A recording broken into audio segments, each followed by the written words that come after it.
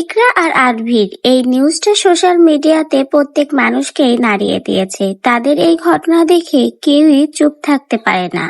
ইকরা চলে যাওয়ার 2 দিন পর লাইভে এসে সিম্প্যাথি নেওয়ার জন্য নতুন নাটক শুরু করে দিয়েছে আলভি।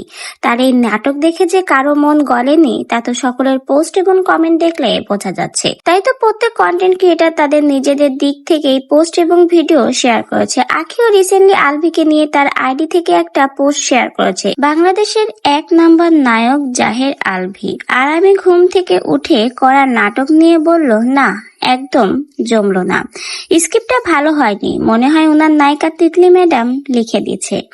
একদিকে অভিনয়ের প্রশংসা সইতে না পেরে কমেন্ট বক্স অফ করে দিয়েছে, না হলে আমিও একটু প্রশংসা করে দিতাম।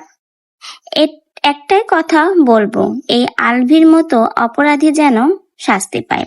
আগে তার আইডি থেকে আলভিকে নিয়ে এই পোস্টটাই শেয়ার করেছে। তো ভিউয়ার্স, বুঝতেই পারছেন আলভি যে 2 দিন পর এসে নতুন নাটক শুরু করলো এবং সকলের কাছে তার বাচ্চাকে নিয়ে এখন সিম্প্যাথি পাওয়ার জন্য যে নাটকটা করছে সেটা কিন্তু প্রত্যেকেই ধরে ফেলেছে।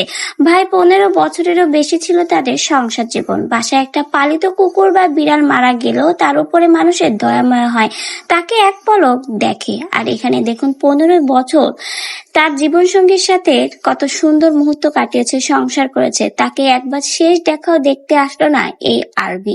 তার নাকি বাংলাদেশে আসলে ক্ষতি হয়ে যাবে, তার নাকি জানের হুমকি রয়েছে, এরকম নানা কথাই এখন সে দাঁড় করিয়েছে। কিন্তু ভাই, মানুষ কি বলদ না গাধা যে তার এই কথাগুলো মানবে? হোক তার যে ধরনেরই সমস্যা থাকুক, একটাবার তো এসে দেখে যেতে পারতো তার সেই জীবনসঙ্গী যাকে সে এতটা বছর একসাথে সংসার করেছে। তো ভাই, মানুষকে এখন যা বলবে মানুষকে তাই বিশ্বাস করবে? কখনোই না।